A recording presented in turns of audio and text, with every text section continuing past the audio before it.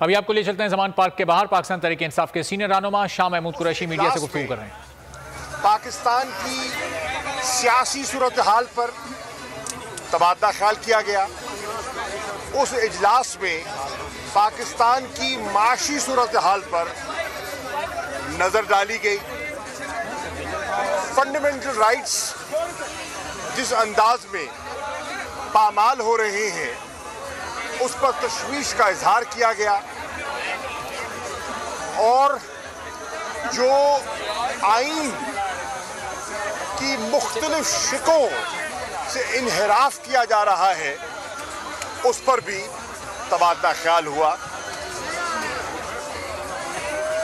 اور اس تبادلہ خیال کے بعد ایک سیاسی لائحہ عمل مرتب کرنے پر پارٹی کی قیادت کو، سینئر لیڈرشپ کو اعتماد میں لیا گیا۔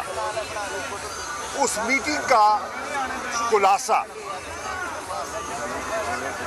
4 قراردادوں کی شکل میں آپ کے سامنے پیش کیا جائے گا۔ 2 قراردادیں میں آپ کی خدمت میں پیش کر رہا ہوں، اور 2 قراردادیں ہمارے سیکریٹری جنرل اسد عمر صاحب آپ کی خدمت میں پیش کریں گے۔ تو میں پہلی قرارداد پیش کر رہا ہوں۔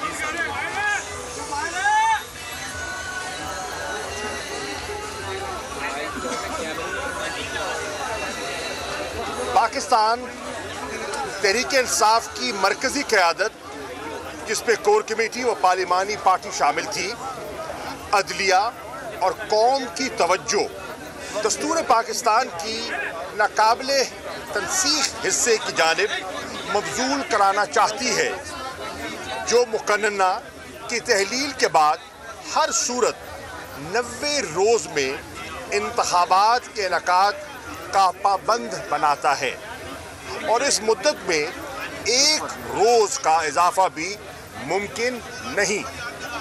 انتخابات کے انعقاد کی اس مہلت میں 1 گھنٹے کی توسیع کے لیے کسی بھی جواز کا سہارا نہیں لیا جا سکتا۔ تحریک انصاف نے رضاکارانہ طور پر آئین کے دائرے میں رہتے ہوئے وہ 2 اسمبلیاں تحلیل کی جن میں اس کی حکومت تھی۔ انتخابات کے انعقاد میں کسی بھی جواز کی آڑ میں تاخیر آئین پر حملے کے مترادف ہوگا، جو آرٹیکل 6 کے تحت کارروائی کی زد میں آئے گا۔ دوسری قرارداد، پاکستان تحریک انصاف کی قیادت فواد چودھری کے اغوا اور بغاوت کے جعلی مقدمے کے اندراج کی شدید مذمت کرتی ہے، اور ان کے جسمانی ریمانڈ پر دیے جانے اور ان سے دہشت گردوں جیسا سلوک روا رکھنے پر شدید تشویش کا اظہار کرتی ہے۔ یہ دستور کی آرٹیکل 14 کی صریحاً خلاف ورزی اور عدل و انصاف کے قتل عام کے مترادف ہے۔ ایک ہی مقدمے میں 3 مرتبہ جسمانی ریمانڈ دیے جانے کی کوئی نظیر اس سے پہلے دستیاب نہیں ہے۔ تحریک انصاف چیف جسٹس پاکستان سے ملتمس ہے کہ اس صریحاً ناانصافی کا فوری از خود نوٹس لیا جائے، اور آج کی اس میٹنگ میں ہم نے ان